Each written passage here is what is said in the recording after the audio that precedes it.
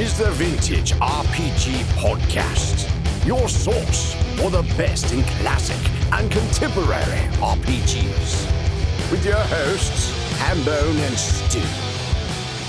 Welcome to the Vintage RPG Podcast, coming at you again from the clubhouse in somewhere in the swamps of New Jersey. I'm John Hambone McGuire, and with me, as always, is the founder and publisher of Unwinnable, as well as two of my absolute favorite people in the hobby and in the actual world. We've met in real life. We've had dinner together. We've played games that require dice and other implements like pencils and papers, and they are here to talk about Tales from the Nightmarket.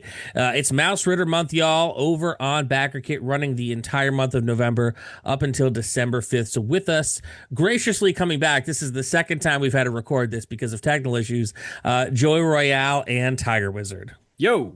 Ciao, paisans. You know, every time is a pleasure. I'd do this a third time if you asked me to. Thank you guys Let me so go much back for... to my script from before.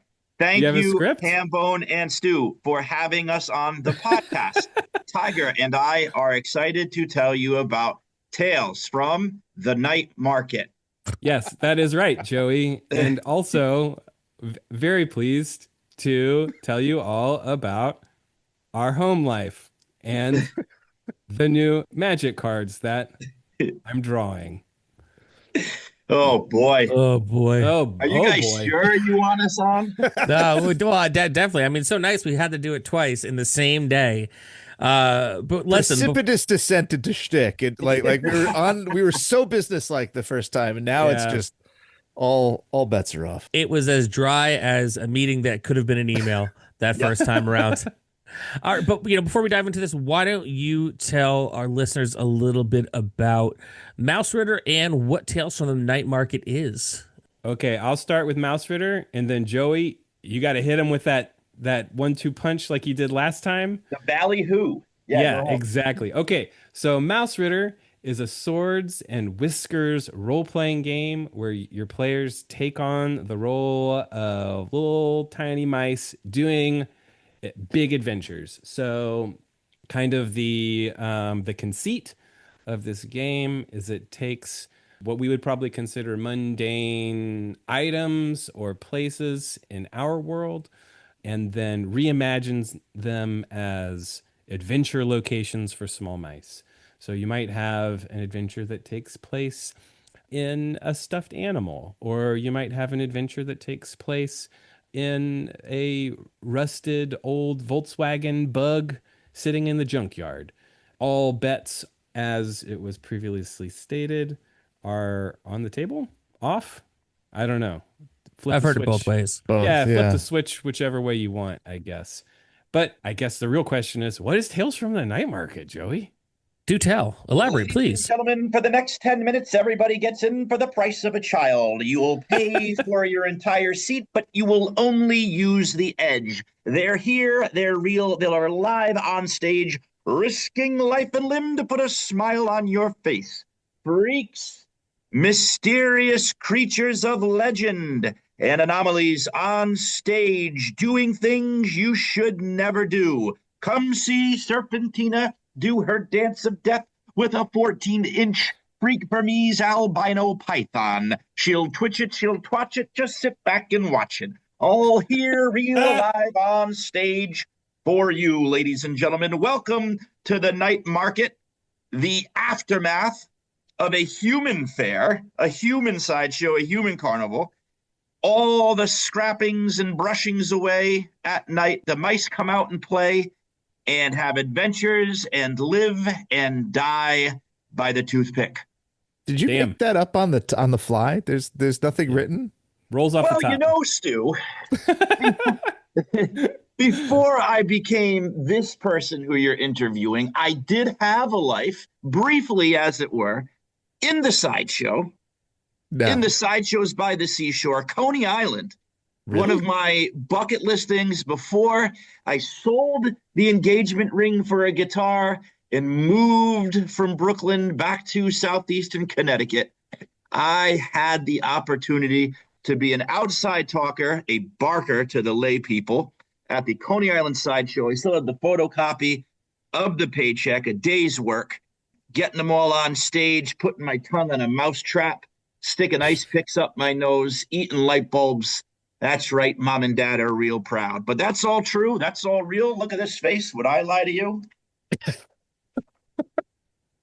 So anyway, Joey it. had the perfect history to help us put this little mousy adventure together.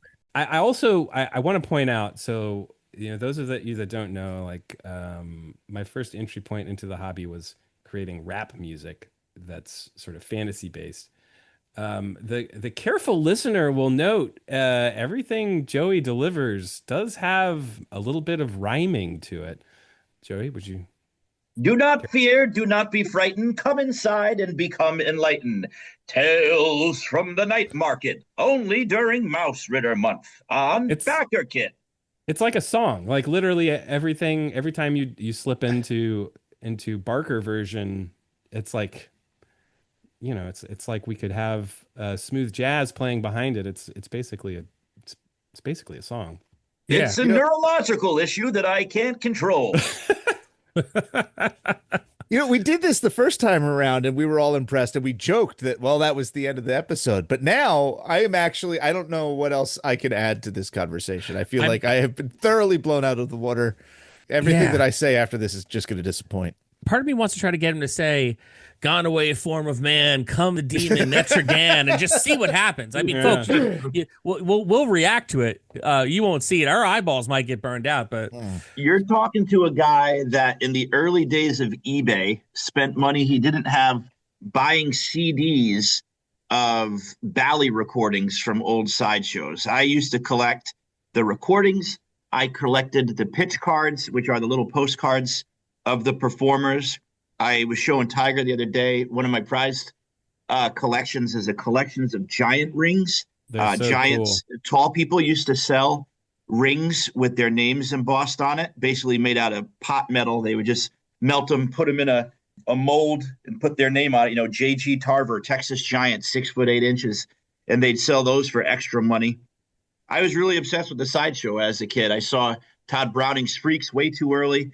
And my father, who was a wonderful storyteller, would always tell me stories about the sideshows that used to come through our town, some of which had really famous, prolific entertainers like Rondo, the human torso, who has a famous scene in Freaks as he rolls his own cigarette, sans arms or legs. But sideshow's always been a big part of my life. And like I said, I was able to actually experience it at the Coney Island Sideshow, the last 10-in-1 sideshow in the United States, the sweetest smelling sideshow in the world.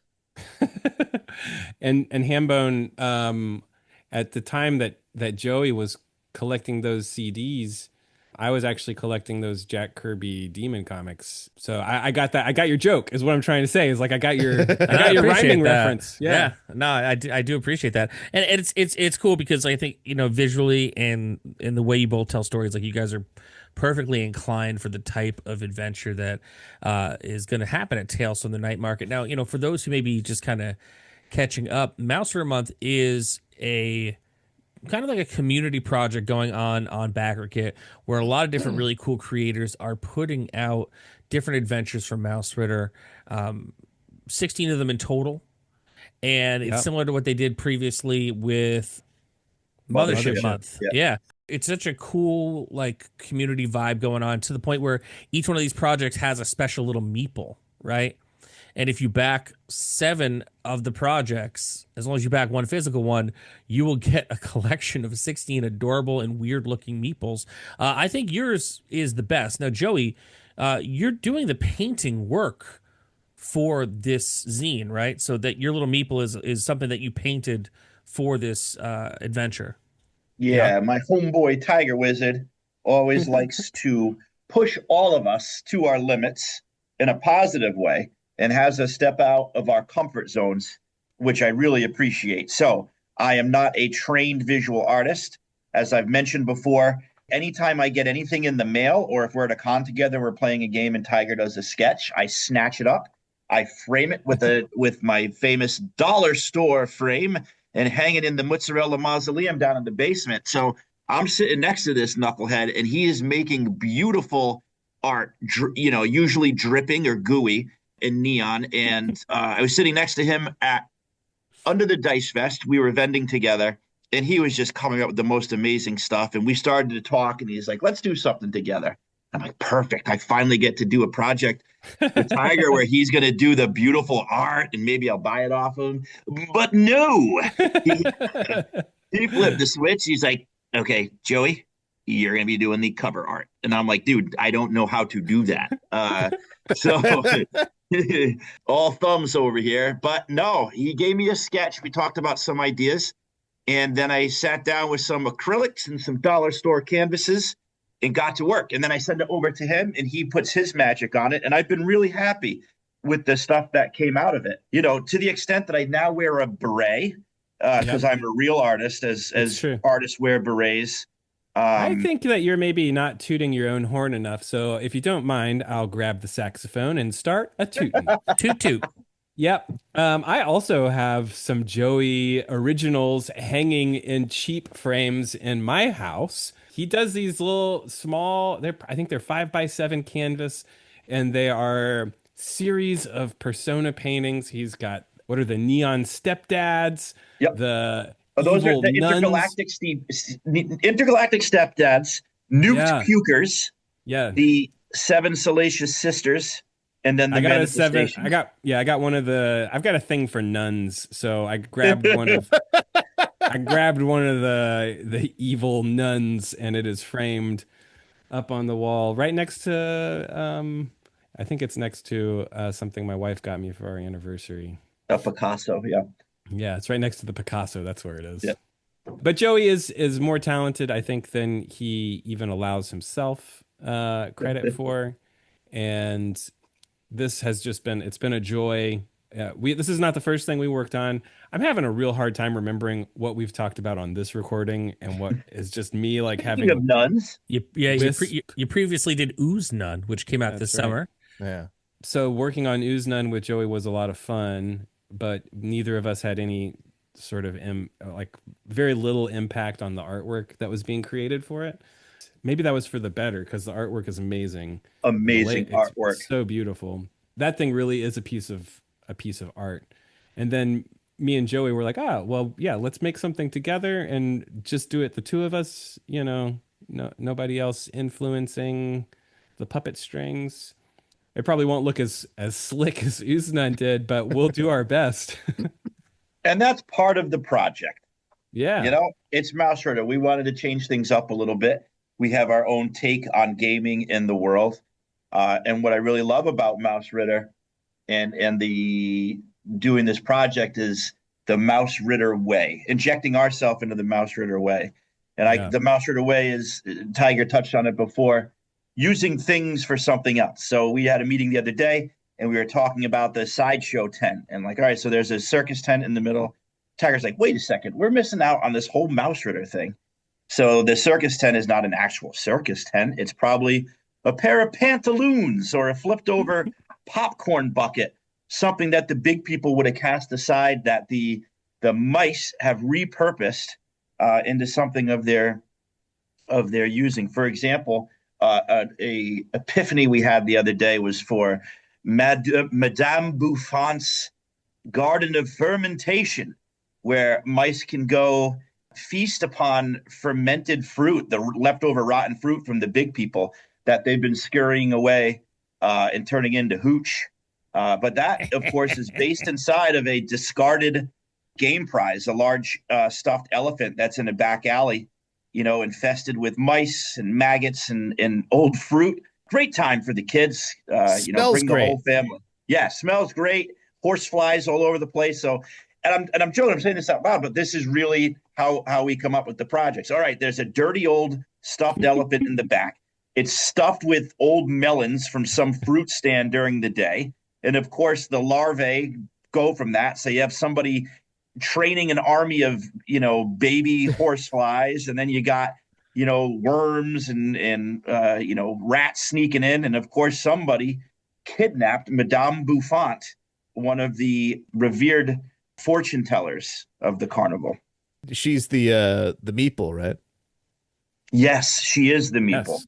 She is the meeple. Fez and all. Fantastic. And in the Mouse Guard way, you've got it broken up into 3 adventure brochures, a map brochure, and an item sheet that you guys will be coming up with a little later, right? Yeah. Tiger was kind enough to send me the Estate, which is a box set of adventures for Mausritter. And if anybody is going to be doing a course in RPG design, that would be a great part of the curriculum because it shows just what you can do with limited space. A pamphlet really makes you boil things down to the most essential and most glittery so you can catch everybody's attention. I learned a lot from that, the kind of bullet point approach to location design. You got to make a lot of impact with a little amount of words. It's so concise and like just jam packed because it's a fairly deep box, and then there's just you're constantly flipping through it, and there's more and more pamphlets, and they're all by different artists and designers, and it's just really like colorful and exciting box. Oh, and I think we should probably I don't know if we mentioned this the last time we did this. I'm seriously struggling to keep straight what I've said. Sorry, I know. I'm the same thing. I'm like, what questions did I ask? Yeah, it's all good. But I don't think we talked about this before, but the printers that print the original pamphlets, Mausritter pamphlets, are going to be printing ours as well. And that's not just because of how convenient that is for me and Joey to not have to handle the production part. It also ties into Mausritter Month's kind of cool innovation of the group discounted shipping. Yeah. Which is, in my mind, something that is really beneficial to all of the third-party creators that are participating in this project, because it just makes it so easy for someone who wants to go and back the official product, which is Junk City. Junk City is another box set like the Estate set. It's got several adventures in it. It's got like a sealed adventure. So if and it all takes place in a junkyard. So it's another, collection of adventures. But the group shipping basically makes it so that if you go and you back several of these projects, like Hambone was saying, there's 16 and they're all amazing. We got one that's making a mech. It's called Mausritter, where you make a mech for your little mouse. We got one that's sort of like a World War I themed in the trenches adventure. There's an Olympics one. There's one that takes place in a kitchen. There's just a whole bunch of them. And basically, all of them will be shipped, no matter how many you get. Actually, I think there's a few that are excluded from it. But for the most part, you back a bunch of them. They all will arrive in one box. You save a ton of money on shipping. I think that's really cool. It helps the people that are, the smaller projects, the third-party people making stuff as a part of the month. It really helps them, make their project more accessible by the combined shipping. Yeah, crowdfunding ain't easy these days with we're coming off of the tariffs and shipping issues and strikes and all that. So this is, when I heard about that, I'm like, wow, this is very well choreographed and a very nice community project. Yeah, I applaud it. It's something I'm thrilled that we were able to talk about with y'all today. Well, guys, it's been fantastic chatting with you. Do you have any final thoughts on Tales from the Nightmarket? This is Joey here. I'm going to say, give Mausritter a try. Give all the weird RPGs a try. I love being an elf, and I love being a barbarian. But every once in a while, it's nice to change the channel and try something new. And like I said, Mausritter really tickles my proverbial fancy because it's limitless. You're in this giant sandbox of mundane things that you have to turn into tools for survival. The toothpick becomes a spear. The thimble becomes a helmet.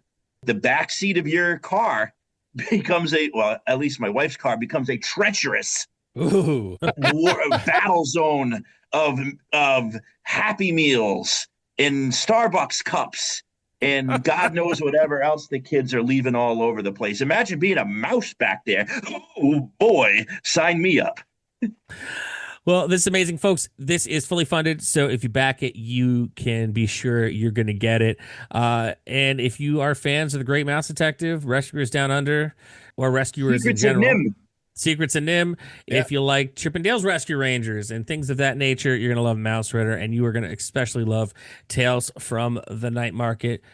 Joey, Tiger Wizard, thanks so much for joining us again. Thank you, Hambone. Thank you, Stu. It's an honor and a pleasure to hang out with you guys. Like I said before, if you want to do this a third time, I'm down. I think that would be my breaking point for the day. I love vintage RPG. I love Stu's books. I love Hambone's books. Thanks, buddy. And I've recently become a fan, Stu, of your radio show. Oh, I'm listening to that all the time while I shave my mustache. Oh, very cool. Well, this has been another amazing episode of the Vintage RPG Podcast. Stu, where can people find you on the internet? You can find me at vintagerpg.com. There are a couple posts on Mausritter, the core box, and the estate for sure. Maybe a couple other things. I don't remember. There's a lot of stuff over there. Very cool. You can find me at John McGuire RPG on social media, and you can buy my books over at hamandeggpublishing.com. I gave up the ghost on the website. It just goes straight to my Etsy now. You're welcome. It's just easier for me. hamandeggpublishing.com. If you like the show, don't forget to rate, review, and subscribe. Your reviews really do help our listeners to find us. If you really like the show, why not become a patron? Patreon.com/vintagerpg. We got some behind-the-scenes looks at some stuff. At the $5 tier, you can get into my monthly game of whatever we're going to run at the time. I'll definitely run Mausritter when Tales from the Nightmarket comes out. You have the opportunity to get in on my play-by-email 1-900-Fantasy game written by our friend, the Neon Lord Brian Shutter.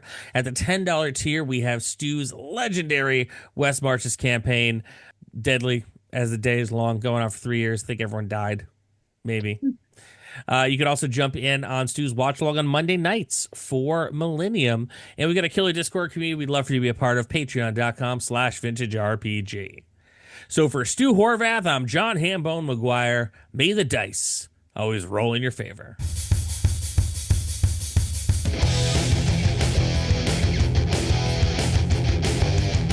Thanks for listening. The Vintage RPG Podcast is a ham-fisted production. Music by Dead Go West. Art by Schaefer Brown. Edited by R. Alex Murray. Check us out at vintagerpg.com.